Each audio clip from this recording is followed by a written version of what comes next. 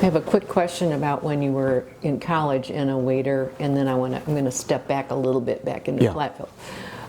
You had a buddy that you went back and forth with to Chicago sometime and stayed at their house. Oh yeah, Bobby Hartman, you mean? Yeah. Well, Bobby lived in the northwest side of Chicago, and of course. Wasn't he a fraternity brother? He's my fraternity brother, but also at that time, sometimes you're just very naive. I was driving a very, very interesting vehicle, which is the Oldsmobile 442. It was forced to be given to me by my sister because she just had a baby. She doesn't want to crawl back to a two-door seating. So my brother-in-law, Tom Yan, basically said, take the car, make me in payments. And I'm driving the car back to college campus without any vanity, but it was a high, powerful Oldsmobile, bright red with chrome black interior. And because of this vehicle had often shortened my trip to Chicago in a much speedier way. So Bobby Hartman at that time he was on my floor. I became a resident assistant again. And he and I have gone back on the weekends in the springtime to supplement whatever I'm running short with my money and my expenditure. Yes, this been going on for months and months, even from the time when I became the nightclub manager in Playboy Club, and with all the songs, music, entertainment, and the whole shebang. Yes, Bobby. And you often stayed with his family. Yes, sometimes I stayed with his family, and I enjoyed his mother serving us the Savory pound cake, the famous sweet. Every time I got to her house, yes.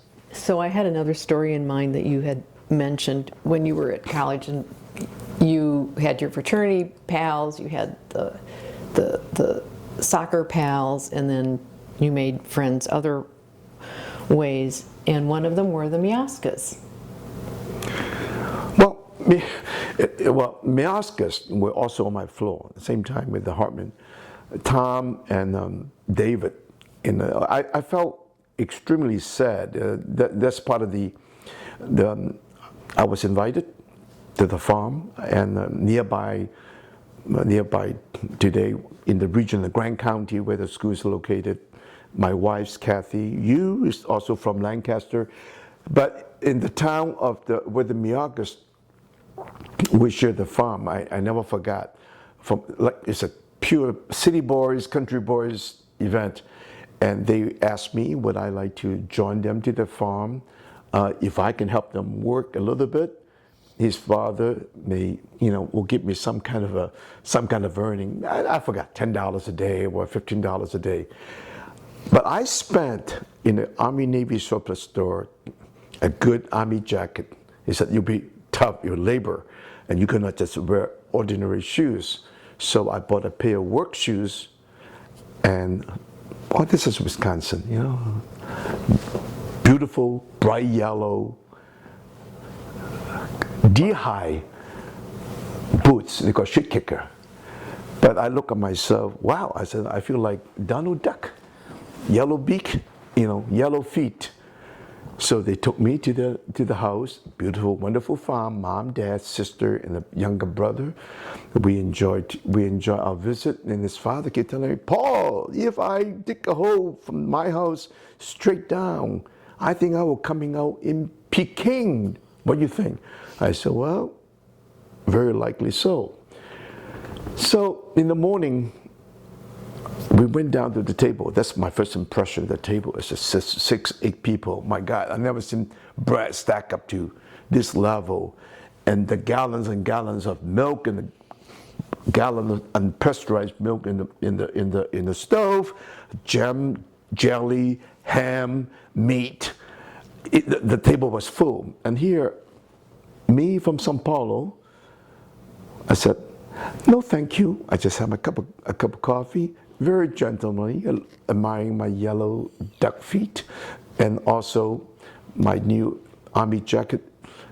Also, the gloves, also yellow. So I'm ready to become a worker to join the family. Unbeknown to me, coming out of the farm, driving a few miles down the road, what is my job? They said, you see those calves in the barn? I said, yeah, there's 6 of them. We have to move these animals into the truck to another farm. Are you ready? I said, yes, I am ready. Let's go. The gate opened. Christ, when I stepped, my boots had gone down 3/4. When I put it out, it's all green. I said, this is all shit. That's right. This is cow shit. And then we went to grab the cow. You have to grab it by the tail, and here by the neck, you have to wrestle the cow. I look at my gloves are also turning green. It's cow shit. Yes? And we took the cow, moved to the truck, put it up the pickup. Well, after all that morning, I'm looking at my clock. We started at 7:38. Just 11:30. No food. Oh my God, I was starting growling, getting hungry. 1 o'clock, we are not going in until 2. Then we went. Next morning, I ate everything that's on the table. Jelly, bread, cream, milk. I forgot why I drank. I just filled myself. And that is one of my first days. Wonderful Wisconsin farming family, the Miaskas. And now you found out why they called them shit kickers. No kidding. Well, these are the richest experience, and it's never shocking, but it's still very shocking when you have no food for 6 hours, and they were all working and said, "Where's my food? Where's my food?" And this is the hard lessons you learn from the Wisconsin families. So you mentioned this a little while ago. You were also an RA, resident assistant, which is a nice job to have. A little bit about that. Not much time. Well, you look at your number of money. How far can you go? You try all you can to get any employment. The resident assistance, not how much we make, but to offset your housing. So that's another way to look at, to economize your way through.